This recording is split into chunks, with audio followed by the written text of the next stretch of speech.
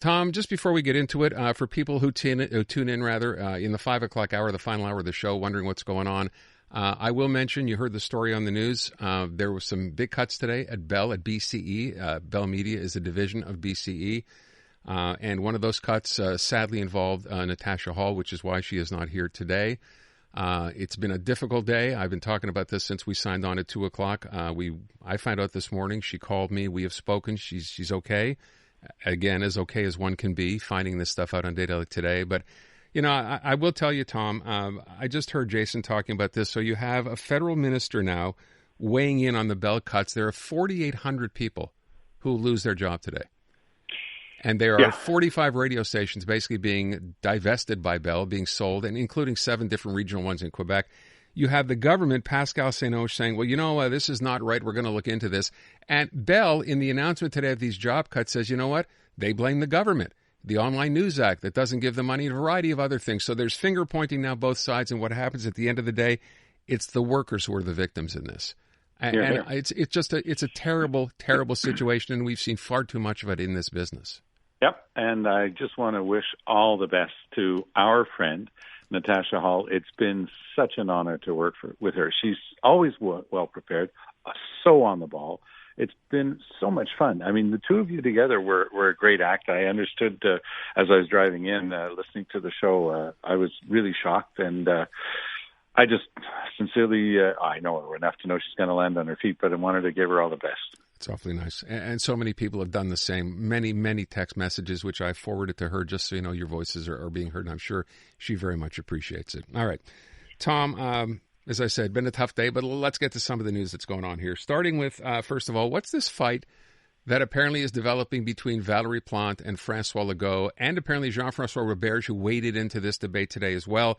Valérie Plante came out the other day, and I think a lot of people agreed perhaps it was time again to talk about McGill and Concordia. She called it an attack on Montreal.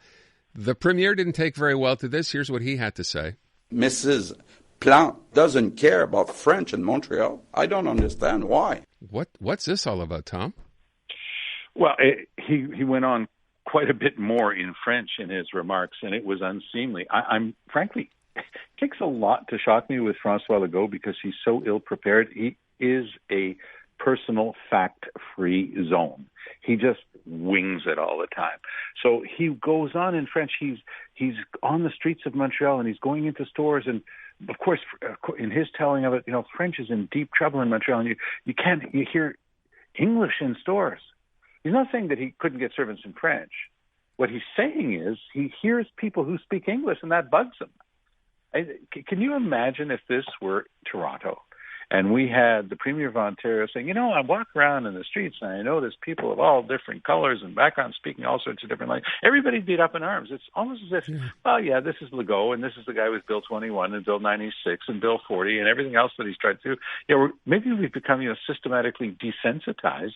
This is outrageous that a Premier of a province is saying openly that the mayor of our largest city is not worthy of her function because she's not protecting French. All she's doing is saying that this great place that is Quebec depends on the strength and the vitality of its institutions like McGill and Concordia, and Legault is harming that. And good on Valérie Plante for standing up and getting really strong on this. And she didn't back down, by the way. She didn't feel at all intimidated. She came right back and said, of course I'm here to fight for French. But I'm also here to make sure I'm fighting for the vitality of Montreal. And shame on Legault, but Legault has no shame. This is a game that he's been playing. It's a race to the bottom between him and the Parti Québécois. Ever since he lost that by-election in Quebec City in October to the Parti Québécois, this is what we've been in for. And we just saw it today. This is the worst iteration of it. This is the worst version of it I've seen since it started. You know, I mentioned when we talked to Jim Manny earlier, this when it rains, it pours analogy I think is perfect for what's happening to the CAQ. It just seems to get worse and worse every day. So here's one story. Don't understand why they're going after the mayor of Montreal. And that, followed by, we found out not that long ago, Geneviève Guilbeault, apparently someone on her staff did a pay-for-play routine, something the CAQ have been trying to do. I mean, this story broke a week ago, and they've been trying to focus away from this. But I'm wondering, so someone says a bereaved family, was told, if you'd like to meet the minister, It'll cost you $100 each for 2 minutes or whatever it was. 2 minutes. 2 minutes. Come on, Aaron. Be fair. I'm sorry. How long? Be complete. 2 minutes each. So they had a total of 4 minutes. I'm sorry. Come on. Thank you, Tom. Come on. Facts, please. Sorry. Nothing but the facts, man. Look, this is exactly as you say. In your lead up to it, this is pay for play. You're paying for access to a minister. And by the way, I remember François Legault last week getting so upset about this. What, you're saying that I could be bought for $100? Okay, what? So we're talking price, right? We're not talking about principle here. So what's the price? Well, apparently 200 gets you 4 minutes. And by the way, if you think you've heard and seen everything in Quebec politics, what you might have missed, because I only heard it in French, I haven't heard it in English yet, Geneviève Guilbeault getting emotional about this. She's the transport minister, of course, the one that the people paid $200 to see so that they could talk about this issue. The bereaved family comes from the fact that a member of their family was killed by a drunk driver, and they've been on that as an issue, and they wanted to meet her. Mm-hmm. She was saying, this is terrible. I'm sort of going, she's going to finally say that this pay for play is terrible. She goes, because they were in here to talk about something else, and it wound up being about the CAC's pay for play. So she was trying to portray herself and her government as victims because people are talking about their skullduggery instead of talking about the issue that this poor couple came in to talk about. It was the world turned on its head. And this is something that Geneviève Guilbeault is very, very good at. And I simply couldn't believe that she was trying that as a strategy today to wiggle out of this thing. Yeah, it was the strategy. Well, we're not really talking about that today, so let's not talk about it. That's not the issue at hand. So shift the focus, Tom. But let's go back to what you said about François Legault when he was first questioned about this. Remember this famous quote? We put in question my integrity. Yeah, well, we cut that last part out. Yeah. If anybody is wondering what that last word was, it begins with SH and it ends with IT. Yeah, and it's not a shirt. Yes, and it's not a shirt. So this is François Legault playing victim. Same thing as Geneviève Guilbeault today. Oh, come on. We're not talking about the serious issues of transport. We're talking about other stuff. Can we please get back on topic? And Legault playing like the total victim. So I was told about this by people in municipal across the province. People knew that this was going on, right? But a lot of them were going to play along because it gave them a chance to talk to the ministers and to get their stuff on the table and to get the elevator, button pushed back and sent back up to them, So, we got this and that and the other thing for you. Hey, this is a serious political scandal. What Legault did last week when he used that bad word on the air, he was trying to say, this is so serious, you're going to hear me swear. I mean, that was a technique, and it actually quite worked. People were saying, well, come on, this must be serious. He's using swear words now, and he's saying that he's pushing back, and this never really happened. How dare you question this? Oh, it did happen.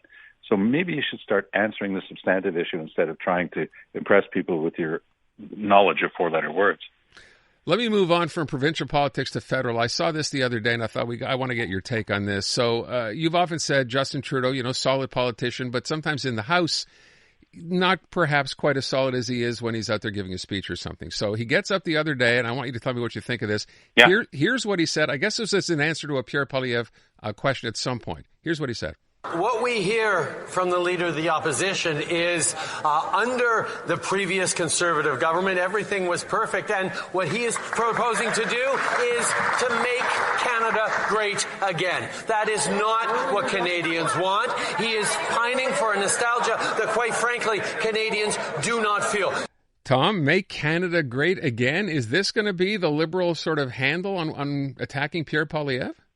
Yeah, and there are two interesting aspects to that answer, by the way. And he muffed it a little bit because in his lead up to it, he started saying, they're saying that everything was good with the Conservatives. And they applaud. I thought that was great, yeah. Yeah, it's an applause line for the Conservatives sitting across from him. So that was dumb.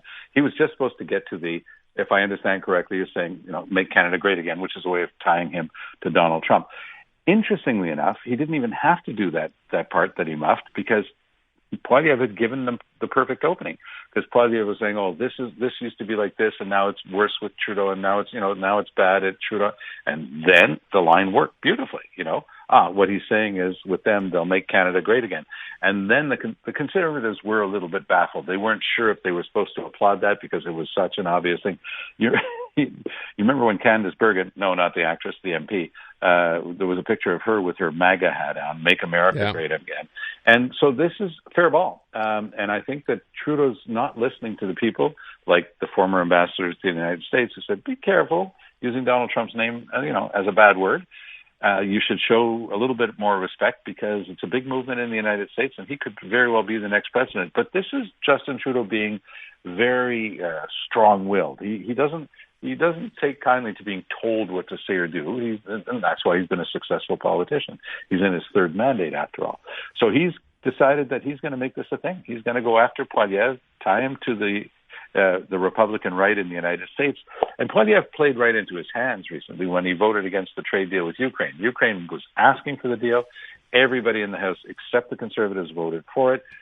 Poilievre managed to make up a story that this was, it's because of the carbon tax in there. Well, the only reference in there is to something that Ukraine's been doing for 11 years. Ukraine wants to join the European Union, and it's a very good idea for them to have a deal like this because economics and environment are together in all of these deals, and Ukraine's just following the lead of the other European countries. So Poilievre is completely offside with history, voting against Ukraine. But, hey, Tucker Carlson was there with his buddy Putin.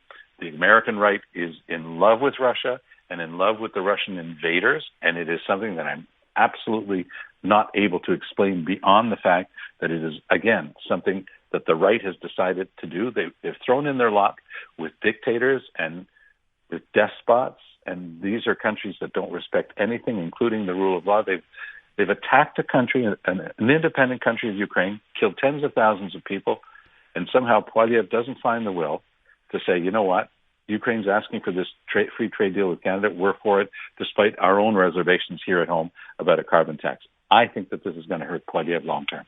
Don't know what kind of alternate universe we're living in these days, Tom. Well said. Yeah, thank you so much.